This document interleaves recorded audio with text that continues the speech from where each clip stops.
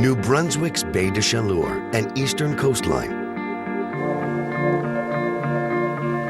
Two incredible perimeters lining the waters of the Gulf of St. Lawrence. From spectacular wildlife to the salt marshes and wilderness of the region's national parks,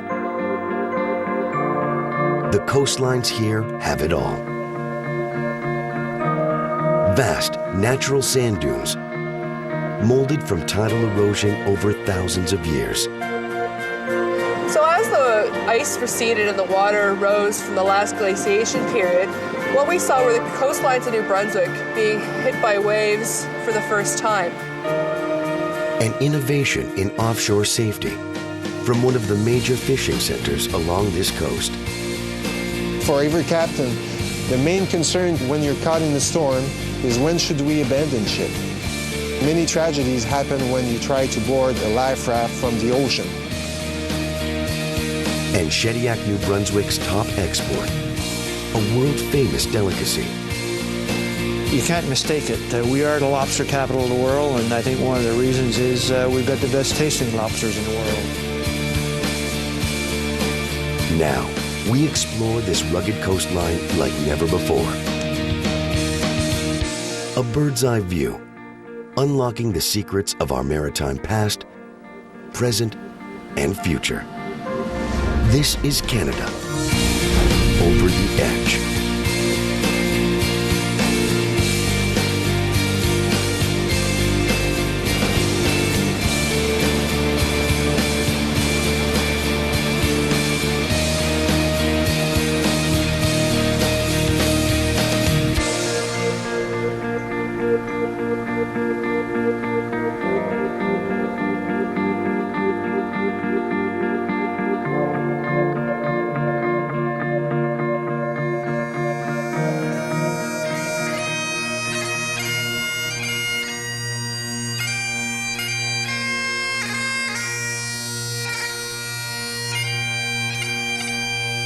From the interior of New Brunswick, the world-famous Restigouche River leads to this eastern province's northern coastline.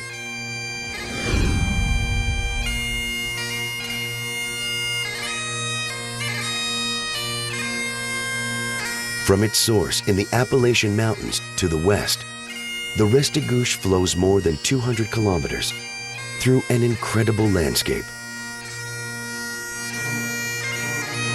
Mountains, vistas, and pristine woodland.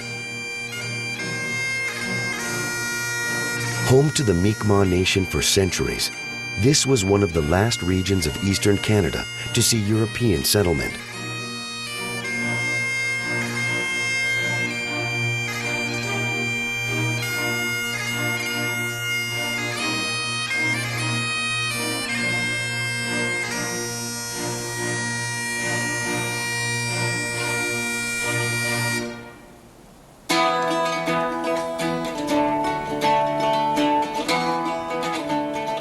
Now, one of the region's great symbols lies ahead.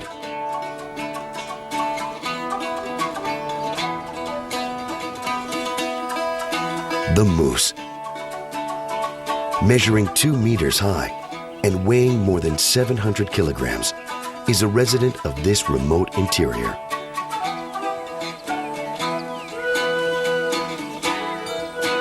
With a population of more than 27,000 animals, the species is strong, but secluded, a rare sight here.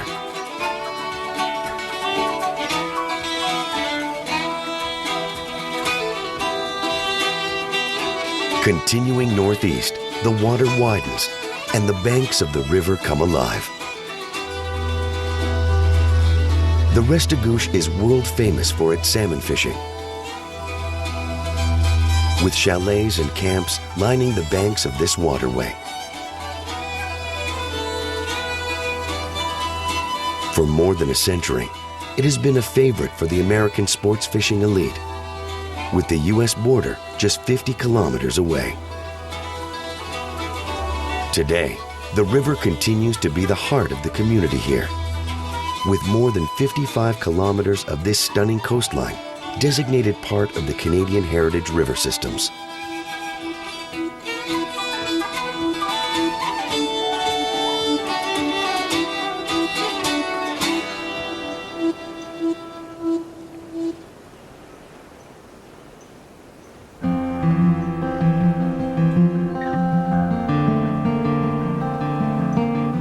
Now, at the end of the Restigouche River estuary, the historic city of Campbellton lies ahead.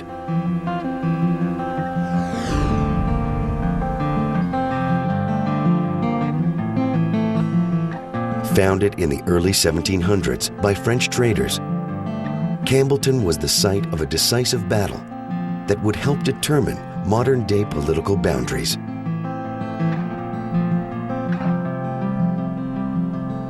The Battle of the Restigouche,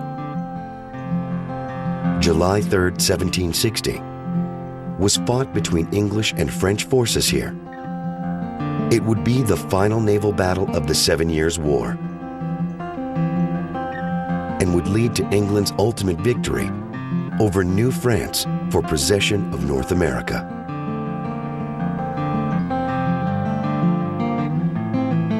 Today, Campbellton sits across from the province of Quebec, home to 7,000 residents.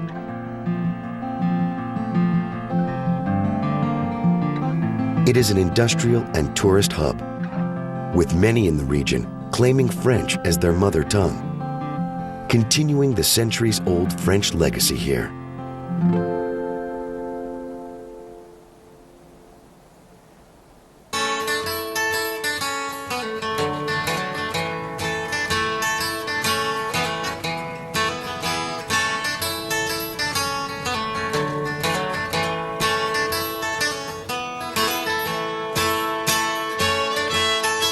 Beyond the sheltered waters of Campbellton, the Restigouche River estuary becomes the Baie de Chaleur.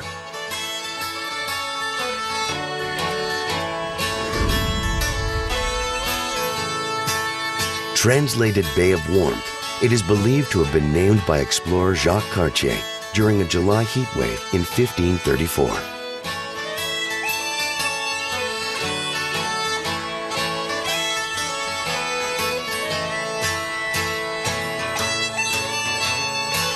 Locals claim this is one of the world's most beautiful bays, with miles of steep cliff faces lining the coastline here.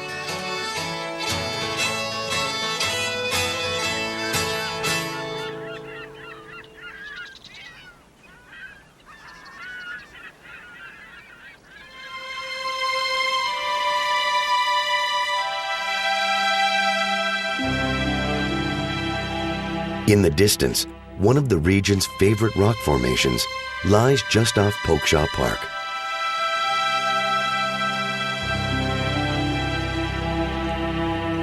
This sea stack, or vertical column of rock, was separated from the mainland over time by the rough waves and currents here.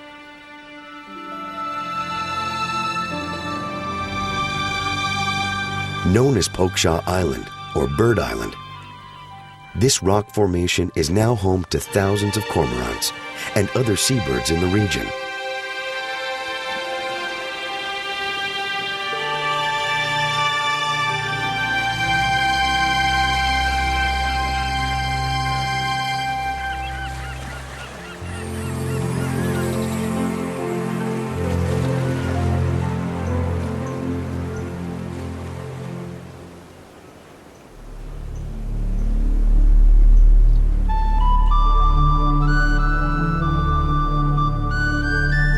Further northeast, the Grande Anse replica lighthouse marks the beginning of the Acadian Peninsula. More than 100 kilometers of incredible coastal waters.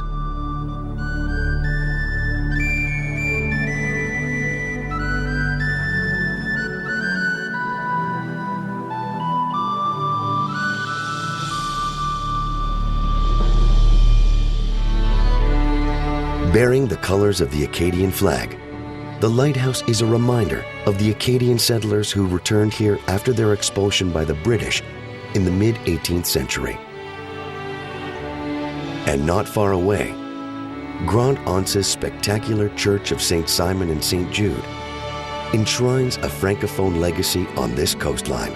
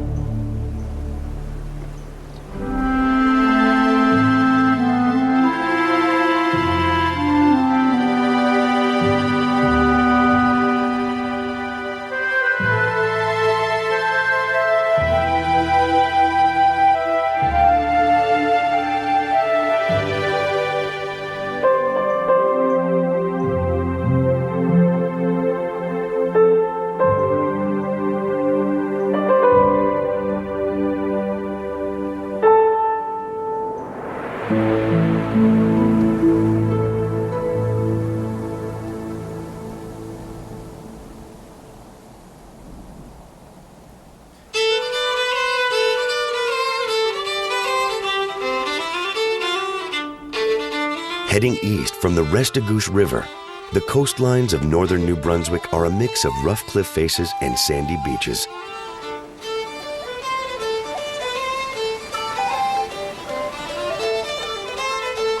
Now, we explore the Acadian Peninsula along the body of water known as the Baie de Chaleur.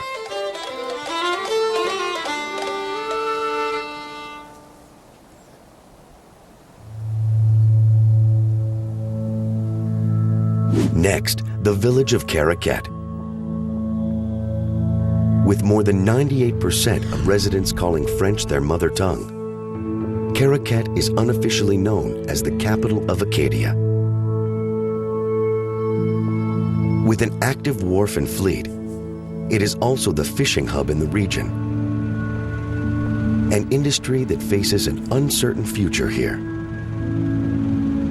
We are in Caraquet, New Brunswick. Right now we're close to the wharf of Caraquet. Here the main industry is fishing. We have crab, lobster, we have herring. We're really connected with the fishing industry. Mainly people work on fishing vessels. Fishing went down during the last couple of years, but things are starting to pick up. And it is an industry that is not without risk. Caraquet has seen its share of tragedy offshore. Now, a bold local innovation is helping to save lives around the world.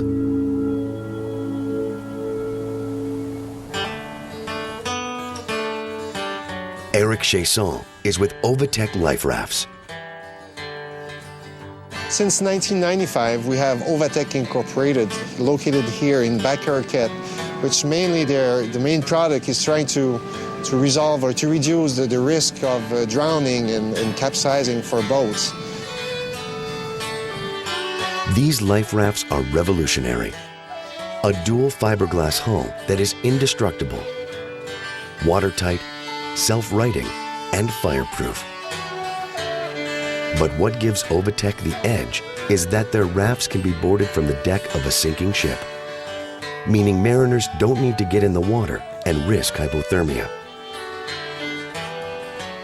For every captain, the main concern when you're caught in the storm is when should we abandon ship. With the Ovatec, now what they can do is they can board the life raft from the deck, because many tragedies happen when you try to board a life raft from the ocean. From humble roots, Ovatec is growing in reputation around the world. Helped by incredible success stories from offshore.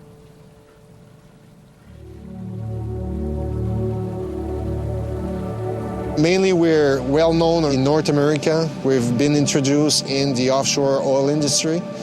But mainly here, like you can see, the boats all around here are pretty much all equipped with the life raft. You know, it's a new way of thinking about how using a safety device. Matter of fact, it got used that way. The boat was sinking, and the captain sent his crew inside the Ovatec and waited that the boat was deep enough, and then the captain joined his crew, and when the life raft touched the water, that's when they released the unit and they floated away from the boat. Matter of fact, on every vessel, there's so much rigging, wires and masts, that the overtake got caught in the rigging. It sunk the unit, I would say maybe 12-inch, but the 12,000 pound of buoyancy make it that it broke free and went back on surface, which would probably never happen with another safety device.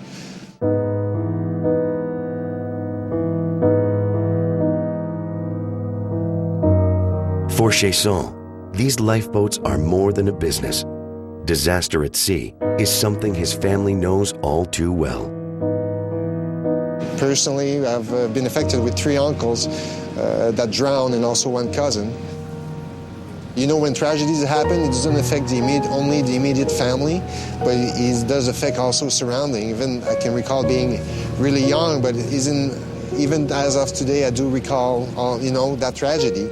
So it's nice to be able to make a difference regarding the safety of the fishermen here in our area.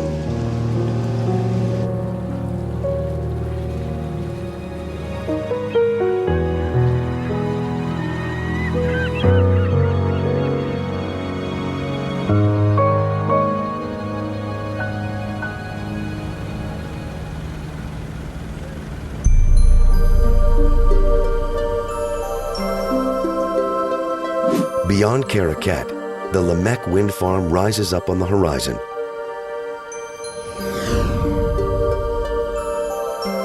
Spread over more than 1,200 hectares on Lemec Island, this $115 million project will provide power for 8,000 homes. Part of New Brunswick's goal to harvest 10% of its power from renewable resources by 2016.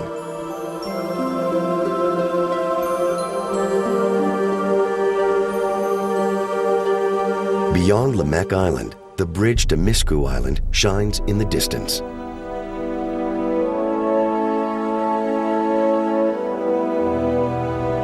Connecting these outer islands to the mainland, the bridge is a masterpiece. 2 kilometers long, set in 15 meters of water, engineered to resist the rapid tides, crashing waves, and crushing ice. With its scenic coastline, Miscou Island draws visitors to one of the province's most remote points of land.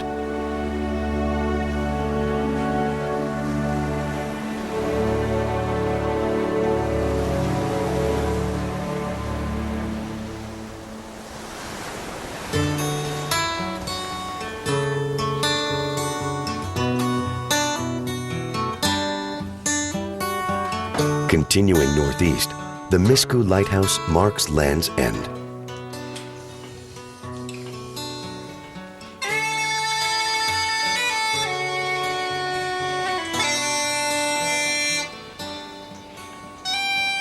Standing 74 feet tall, the lighthouse here was built in 1856 at the urging of the marine insurance company Lloyd's and local mariners, who were convinced shipwrecks would be prevented and lives saved along this dangerous stretch of coast.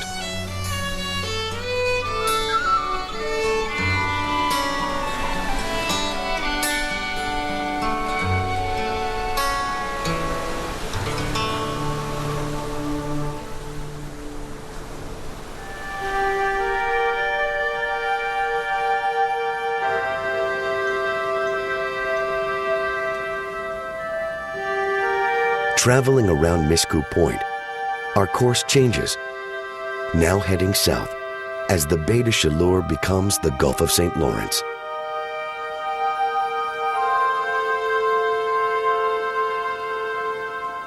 Here, grassy lowlands and long stretches of sand line the nearly 50 kilometers of coastline on the ocean side of the Acadian Peninsula.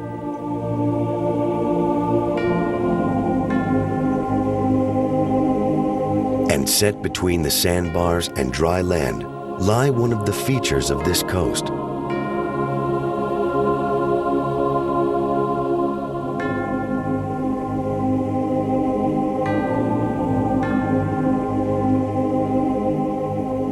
These salt lagoons are known as Barachois, derived from the Basque word for little bar, a legacy of the first Basque settlers here.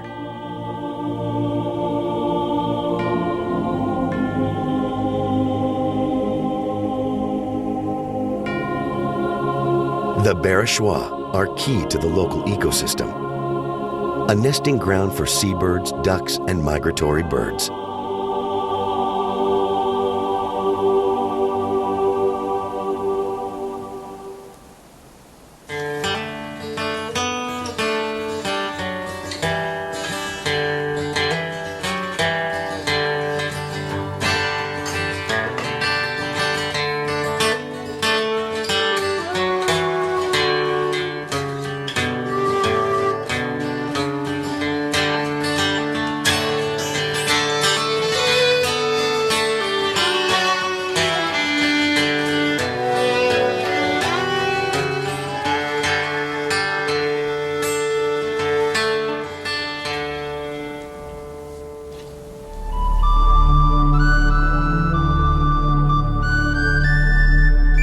From the rocky coastline of the Baie de Chaleur to the salt lagoons of the Acadian Peninsula, this aerial exploration has covered more than 200 kilometers of New Brunswick coastline.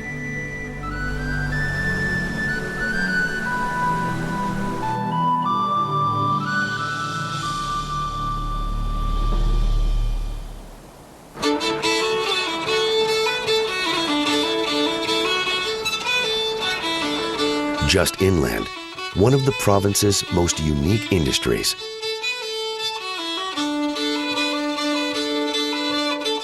New Brunswick is the second largest exporter of peat moss in the world. With dozens of operations along this eastern coast, the peat moss industry stretches from Shippagan in the north to Shediac in the south.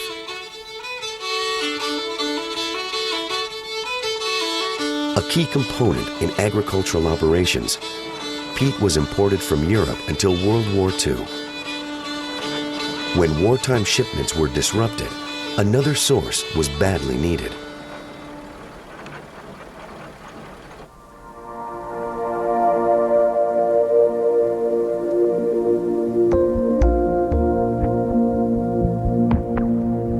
With 2% of the province's surface area built on peat, New Brunswick became a prime choice.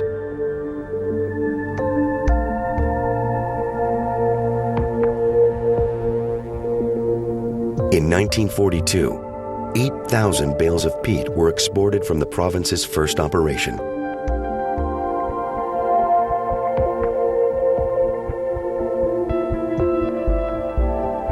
Today, more than 13 million bales are extracted annually.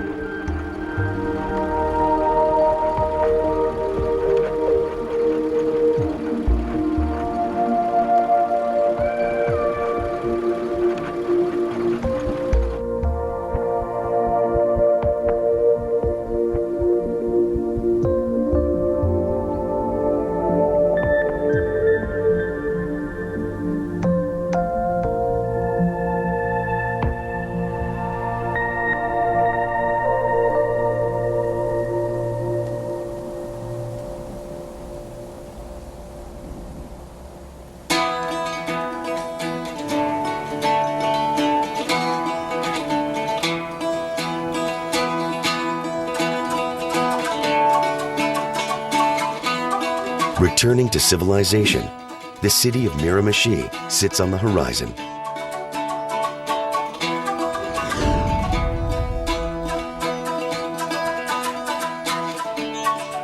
Beginning with the native Mi'kmaq centuries ago, waves of immigration from France, Scotland, and Ireland built a diverse population here.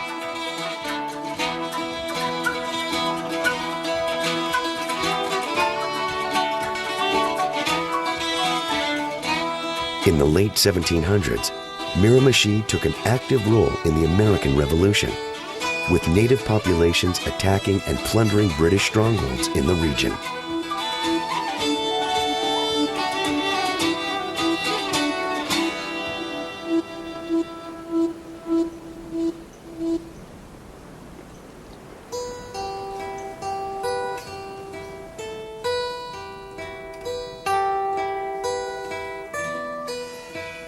Decades later, the city would be nearly destroyed.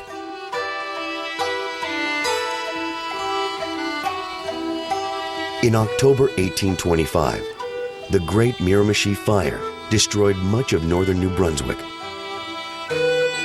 engulfing 16,000 square kilometers of forest.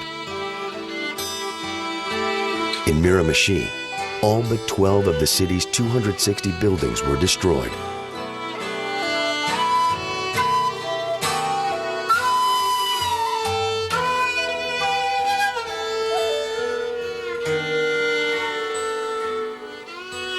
It was one of the largest land fires ever recorded in North America. But the city recovered. Today, it survives on the surrounding natural resources. It is the largest city in northern New Brunswick.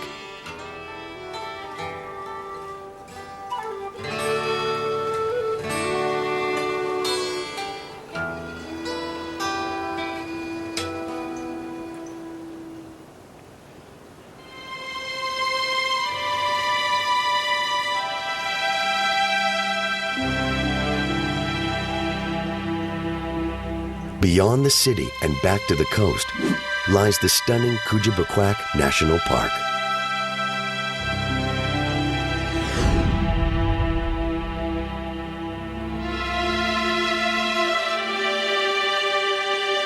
With nearly 250 square kilometers of protected land, Koujibakwak is home to an incredible assortment of wildlife.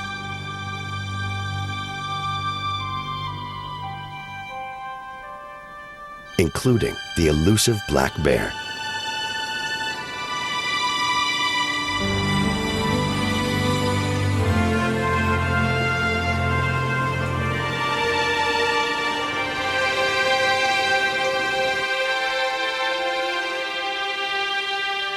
It is also home to the second largest tern colony in North America, as well as other birds and seals, along 25 kilometers of shifting sand dunes.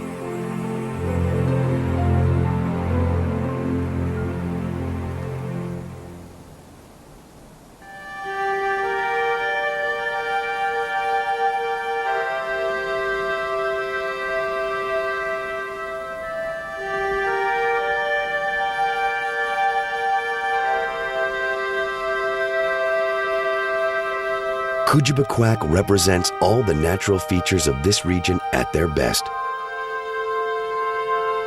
including bogs, salt marshes, freshwater systems, lagoons, fields, and forests.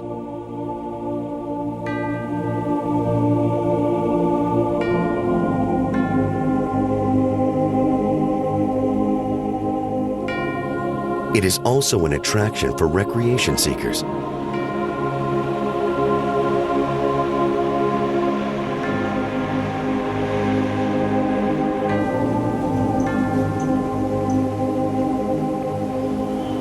With popular trails and beaches for swimming, cycling, and hiking.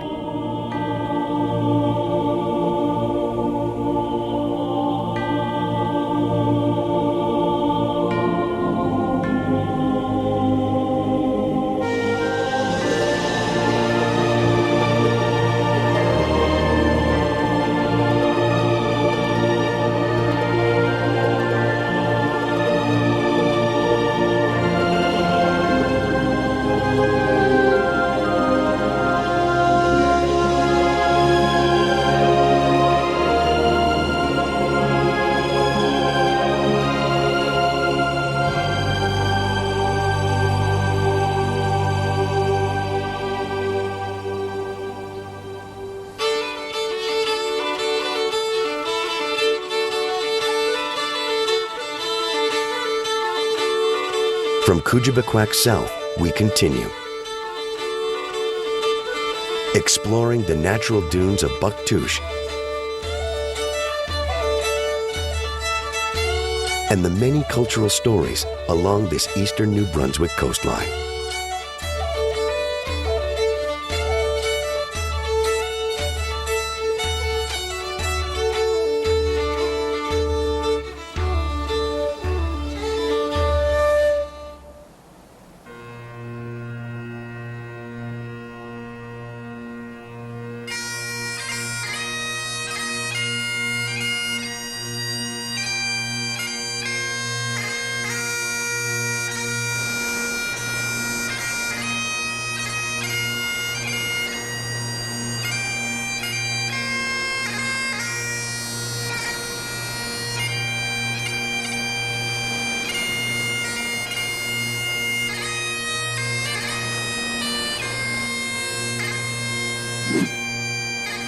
Now the town of Bouctouche.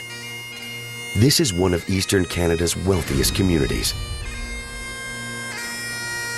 Home to the Irving Oil Empire and the site of incredible coastal homes.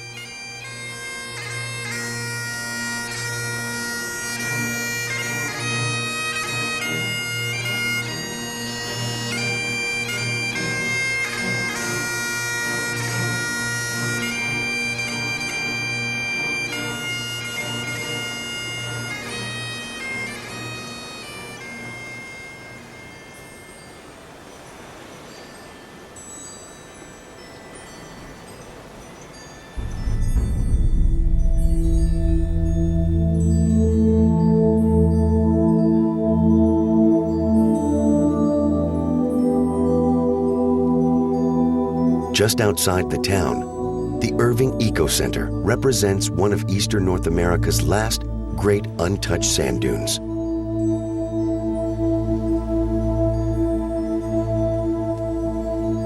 Sarah Ross works to preserve this coastline's signature feature. The Bouctouche Dune is actually 12 kilometers in length, and they're the longest natural dunes in North America. You'll see other dunes that are a bit longer, but they're not natural. They've had some man-made structures put on them so that the sand will stay in place. On the inside, you'll notice that there's quite a few salt marshes, which look quite a bit different from the sand side.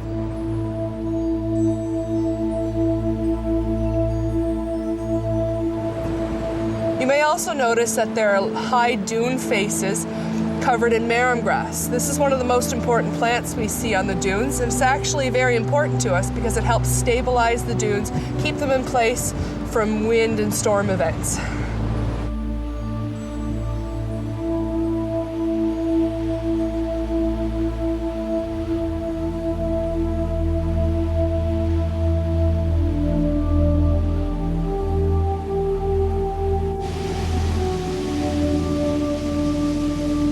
It is a natural wonder that has its origins in the Earth's most recent ice age, thousands of years ago.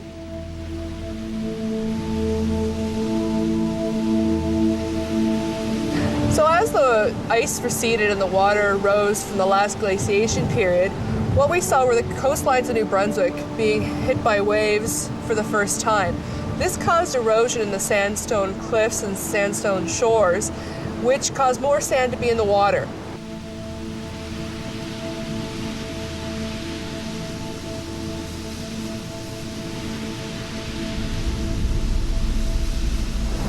Our dominant winds that we find here are from the northeast, and what happens with those is the winds push the sand down along the coast, and actually in certain spots they're deposited. So about 2,000 years ago, the sand started depositing here to form the Bouctouche Dune. The dune hasn't always looked like this. It's actually a sand form that changes on a daily basis because it's dynamic, because the wind and the water is shifting it every day. In addition to protecting the shoreline, the dunes are a sanctuary for shorebirds, including the piping plover, an endangered species.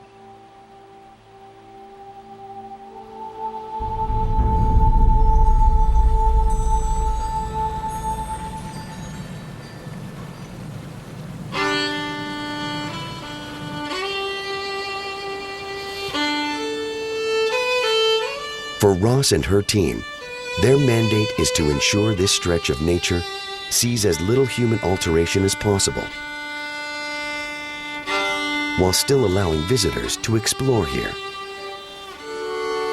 Our mission here at the Eco Center is to help preserve the dune ecosystem for future generations to see. The way we're doing that is not by making sure the sand stays in place, but by maintaining it in its natural format so that people can see that the changes occur, and they can see on subsequent visits that it has changed. So what we're doing is letting nature take its course. Since the Eco Center was opened in 1997, we receive about 100,000 visitors a year, which is quite amazing. The dune is a great natural wonder, and we just really hope more people take the opportunity to come and visit us here.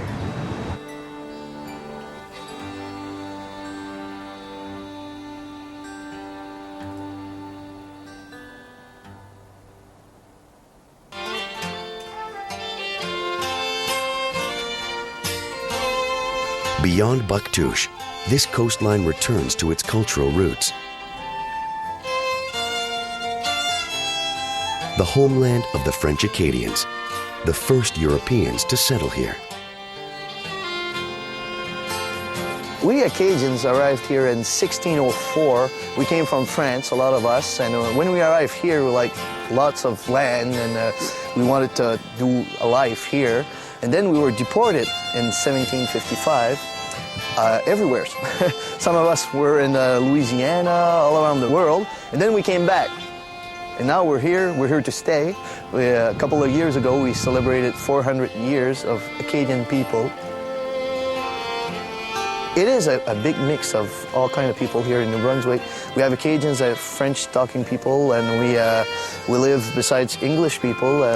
It's all a great big family over the years because we have to work together to build something great.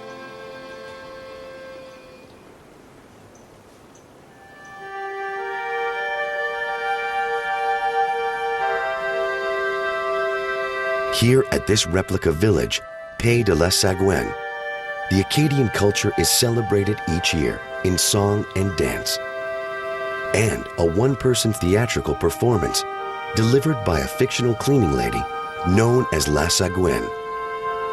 Luc Leblanc is artistic director here. We celebrate here for sure the Acadian culture. You know, there's a lot of music going on and a lot of theater going on, and I think people like it here because it's a unique site. She has big themes, you know, La Sagouine in her monologues, and one of them is the census. And you know, when you receive that at your home right now in 2011, we know what to write, you know. But the character La Sagouine, she was saying, who are we? What is our identity? Who are we? And the way she was saying the words and the way that she was explaining that we didn't know what to write. What is an Acadian? And all of that, I think the people that were listening to the monologue 40 years ago were laughing, and also were saying, yes, she's telling people that we exist, we have a right to exist. 40 years later, the Acadian culture is firmly established on Canada's East Coast. Leblanc believes the future is strong for Eastern Canada's first European settlers. I think the future for the Acadian people are one of hope. We're stronger than ever. A lot of people in Quebec at the beginning, because we speak French in majority, and they didn't recognize who we were. And today, I think they have a bigger opening on who is the Acadian people. So we're making our place right now, and it's going to continue, for sure.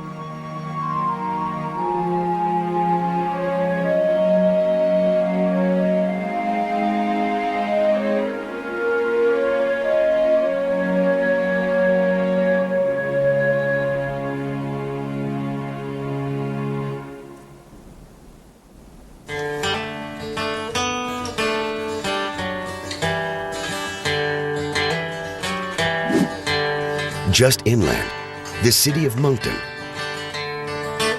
home to more than 60,000 people. It is New Brunswick's largest city.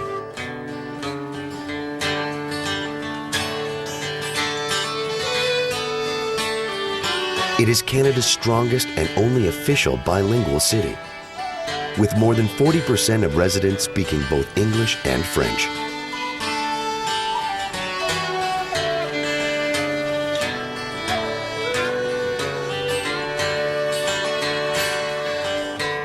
And it is the railway and ground transportation hub for Eastern Canada, linking Halifax with St. John, Fredericton, and beyond.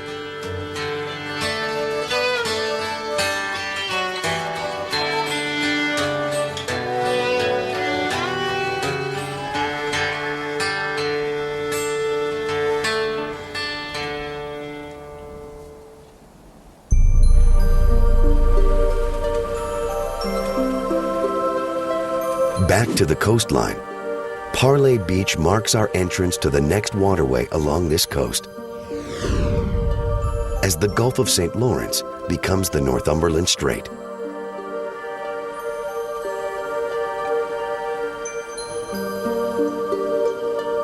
More than 1 million sunseekers visit Parle Beach in the summer months, filling the region's cottages and campgrounds.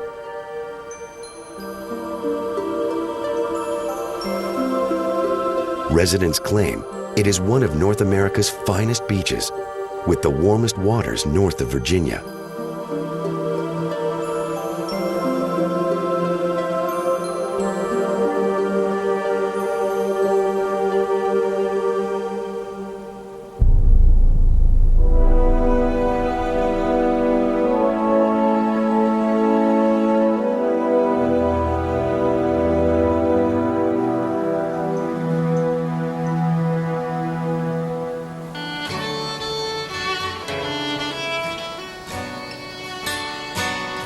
From the incredible Restigouche River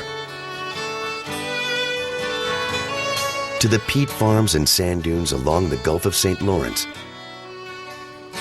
New Brunswick's coastlines are a natural wonder.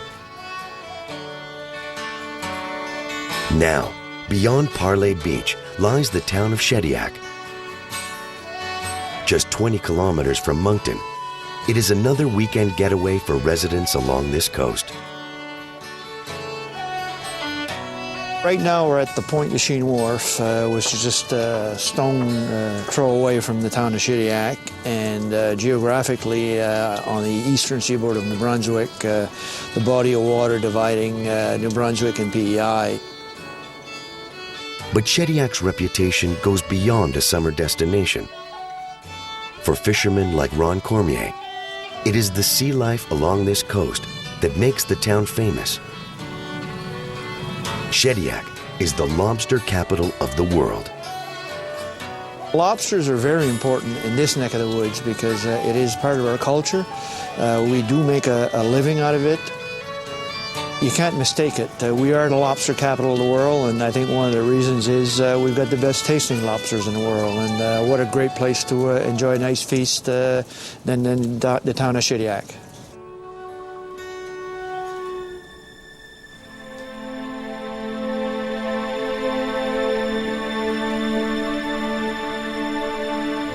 We've been fishing for generations down here. We've fished lobster, herring, mackerel, scallops. We are a multi-species fleet. We like to call ourselves an inshore fleet. And being the primary lobster industry around the eastern seaboard of New Brunswick, we take a lot of pride in that. But the industry here is in transition. Like much of the East Coast, Shediac is faced with declining stocks and an uncertain future.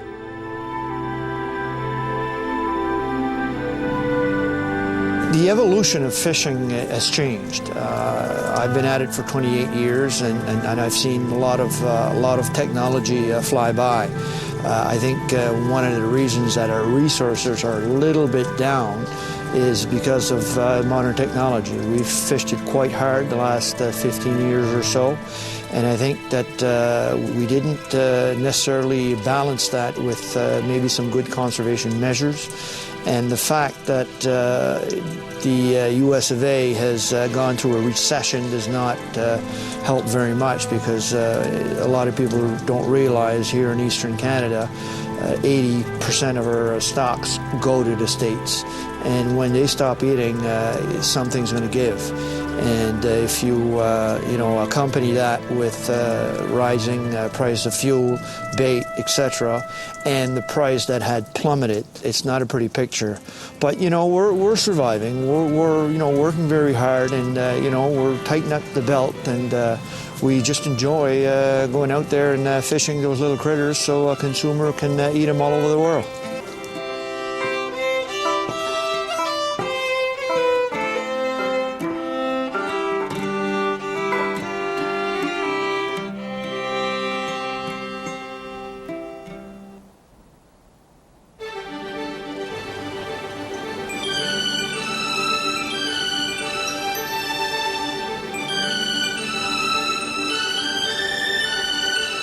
South of Shediac, the last few miles of this coastline lie ahead.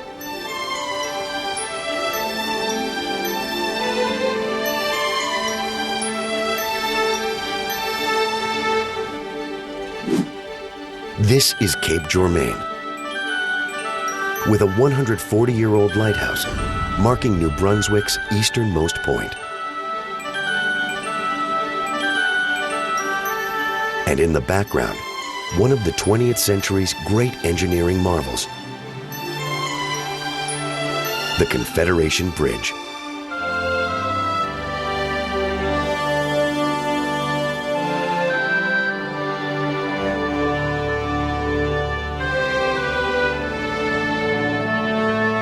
Known as the Fixed Link, this billion-dollar megastructure covers a span of just under 13 kilometers.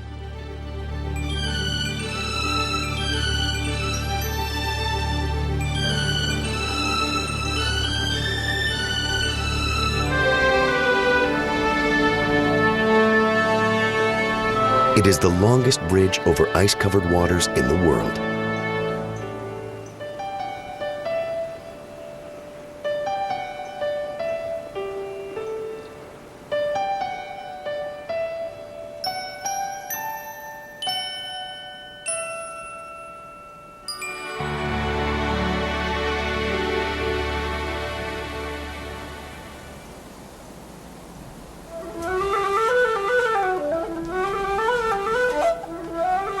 At the other end of the bridge, one of the world's favorite islands, PEI.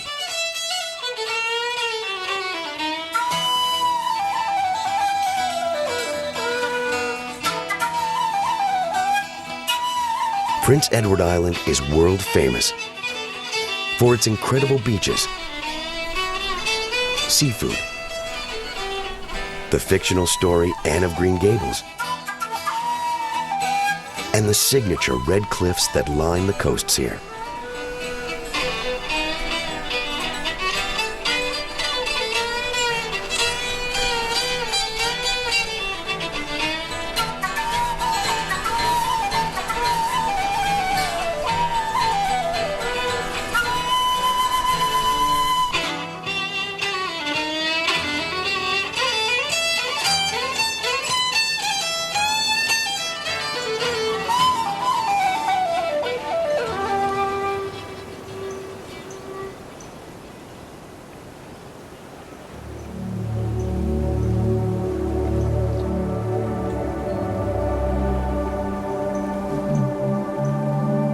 From the inland waterways of New Brunswick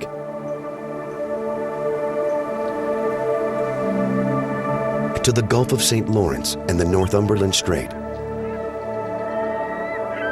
New Brunswick's coastlines have offered shelter and sustenance to settlers here for centuries. From its incredible rock formations to its unique dunes and wildlife, these coastlines continue to inspire future generations here on the edge of Canada.